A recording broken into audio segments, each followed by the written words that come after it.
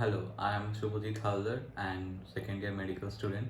Today I am going to show the physical examination technique of chest and lung examination. For the chest and lung examination, first I will show the bony landmarks upon our chest and then I will proceed with the posterior chest examination, next anterior chest examination.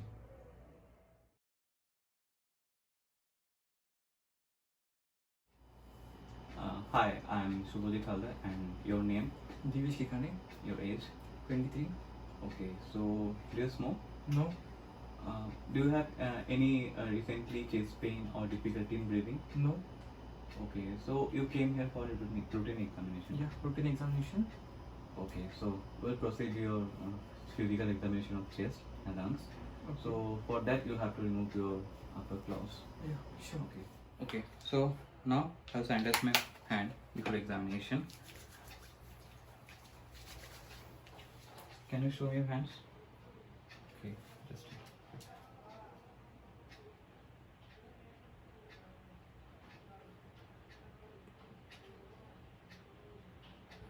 This hand. Okay. So there the capillary refill is good. That means the blood supply is good oxygenated, and there is no purple or the bluish color. That is there is no signs of cyanosis. Now can you do like this? Okay. You can put it. So I was examining for the clubbing of fingers, and I saw the diamond shape between the fingers. So there is no clubbing of fingers. So for the chest and lung examination, first I will show the bony landmarks of the chest and also the location of the lungs. So first for the bony landmarks, look for the suprasternal notch and go 5 centimeter lower the sternal angle, and from here the left side you will find the second ribs, and from there count the intercostal spaces one by one obliquely. So next I will show the posterior approach. Now I will proceed with the second approach. First I will ask, kindly lower your chin please. Okay, just okay. So here we can find the bony landmarks of C7 and T1 of the spinous process.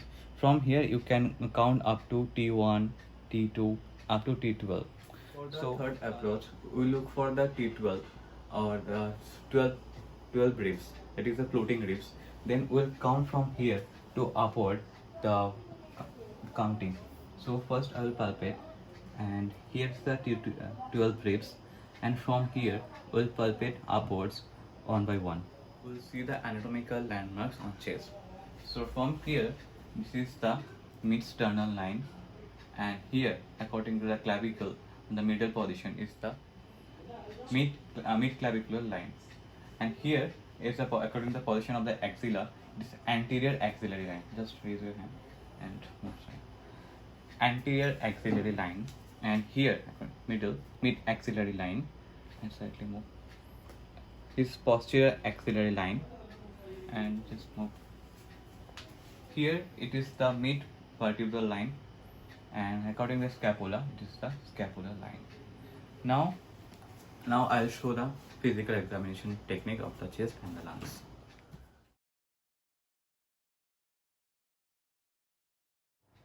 Now I'll look for the normal breathing pattern. For that, I'll set a timer for 1 minute. When I say start, just gently breathe in and breathe out for me. Okay? So, start. Now, assess the respiratory rate for tachypnea.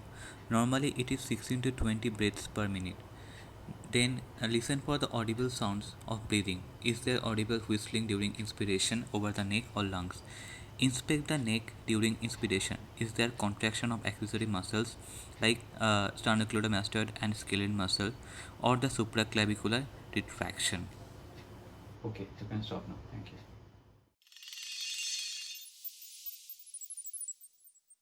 So now I will examine the posterior chest. So first I will ask for the normal breathing, and I will inspect is there any deformity or any abnormality in breathing. So please gently breathe in and breathe out. Also note the shape of the chest and how the chest moves, and then observe abnormal muscle retraction of the intercostal spaces during inspiration, and then impaired respiratory movement on or both sides, or a unilateral lag or delay in the movement.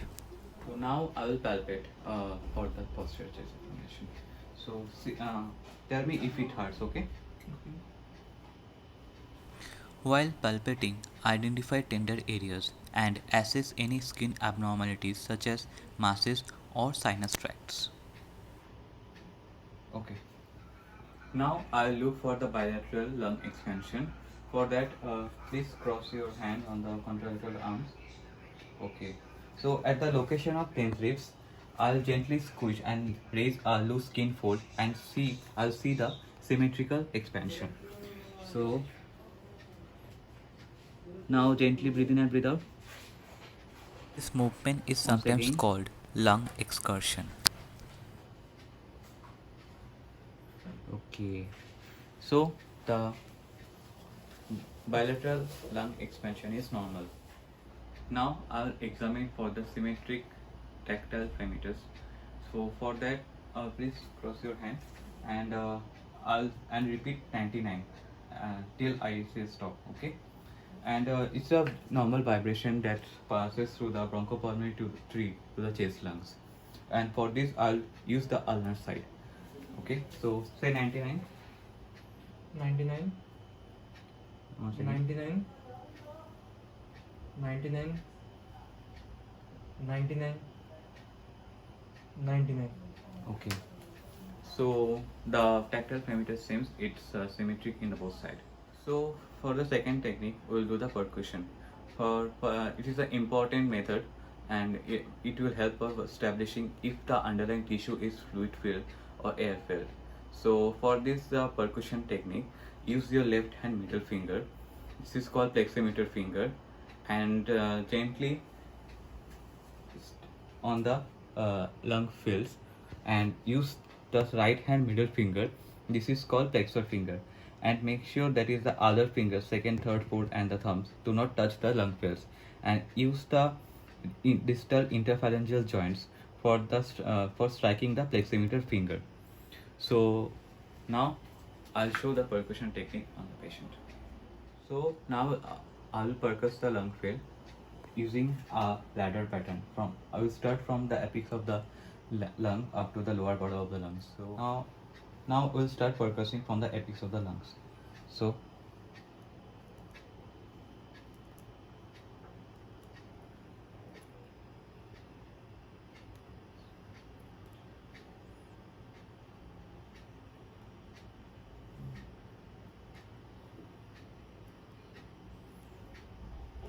In this examination, both lung seems resonant. So now I'll check for the descending of the diaphragm or the diaphragmatic excursion. Now breathe in, breathe out. Okay, hold there.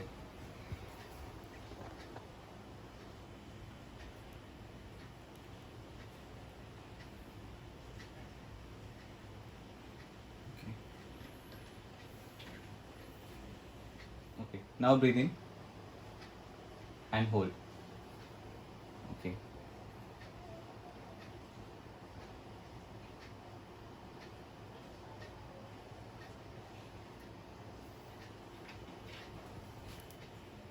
Okay. So here's the diaphragmatic excursion limit. It generally appears 3 to 5 centimeter. Now you can normally breathe in, breathe out.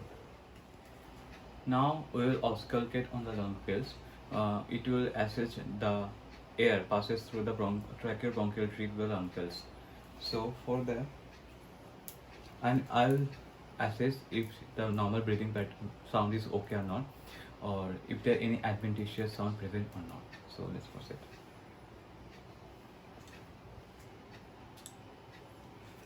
Gently breathe in and breathe out. Always place the stethoscope directly on the skin. Clothing alters the characteristic of the breath sound and can introduce friction and added sound. Listen to at least one full breath in each location. If the patient becomes lightheaded from hyperventilation Allow the patient to take a few normal breaths. Breath sounds are usually louder in the lower posterior lung fields. If the breath sounds seem faint, ask the patient to breathe more deeply. Shallow breathing or a thick chest wall can both alter breath sound intensity. Listen for the pitch, intensity, and duration of the inspiratory and expiratory sounds.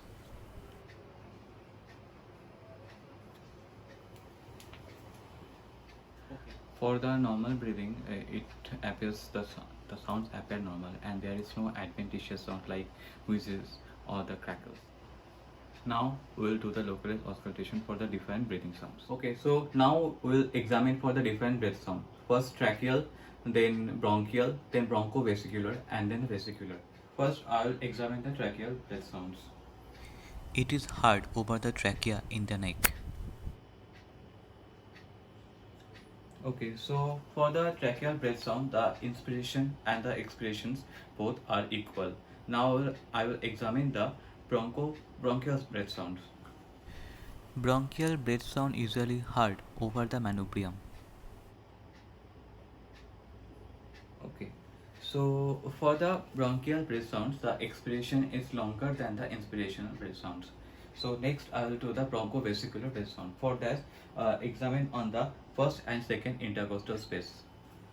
Okay, breathe in, breathe out.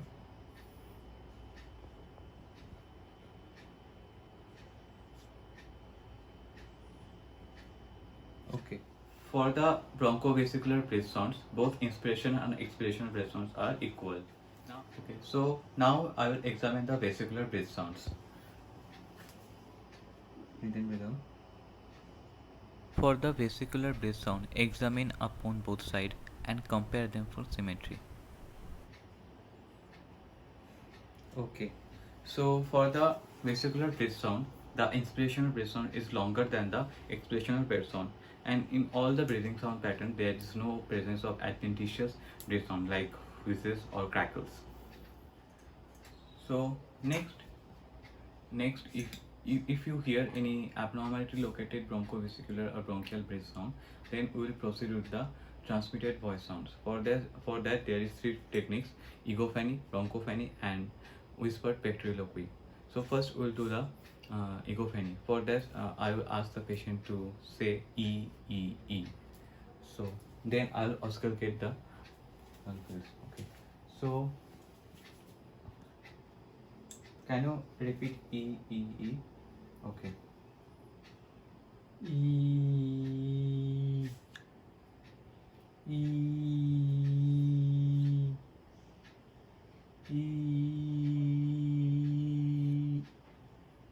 E E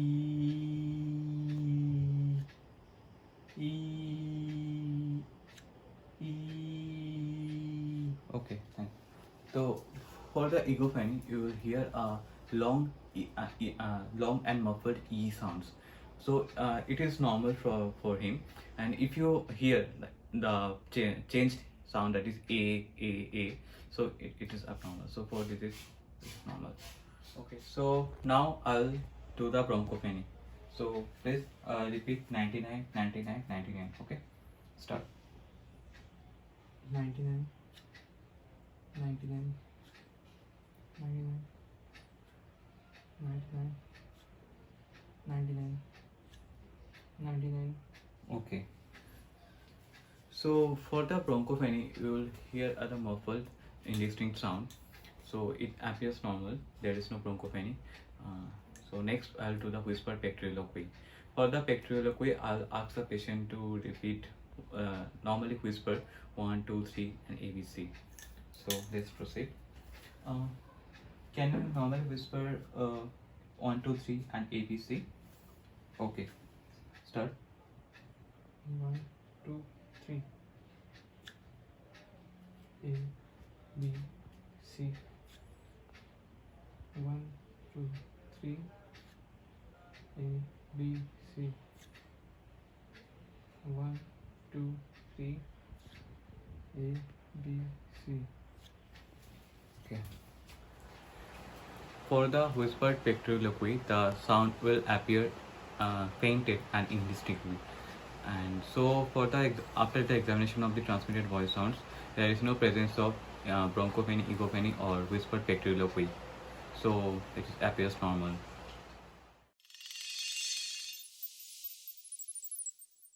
Okay. So now I'll do the anterior chest examination. So now let's proceed. So for this, first I'll expect the normal breathing, and I'll observe for the any abnormality or difficulty in breathing. So gently breathe in and breathe out. Observe the shape of the patient's chest, abnormal retraction of the lower intercostal spaces, and local lag or impairment in the respiratory movement. Okay. So now I will palpate the chest, anterior chest. So tell me if this hurts. Okay. Palpate the anterior chest wall. Identify the tender areas and assessment of bruising, sinus tracts, or other skin changes. Okay. Now I'll examine for the anterior bilateral lung expansion. For this, I will hold at the costovertebral margin. Okay. So now breathe in and breathe out. Again.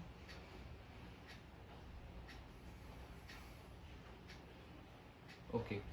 So the anterior bilateral lung expansion is normal.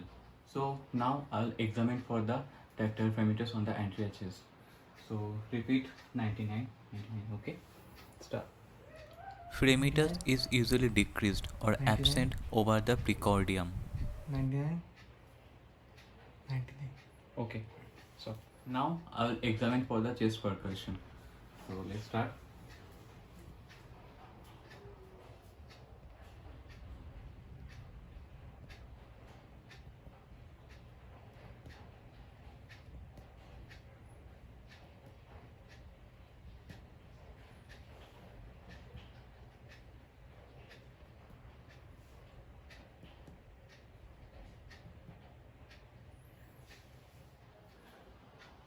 For the chest percussion, the patient has normal lung sound. That is, the lung is resonant. Okay. So now I'll auscultate on the anterior chest.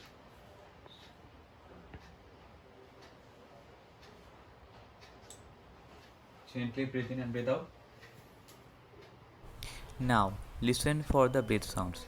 Usually, bronchovesicular breath sounds may be heard over the large airways, especially on the right. Then, identify any adventitious sounds.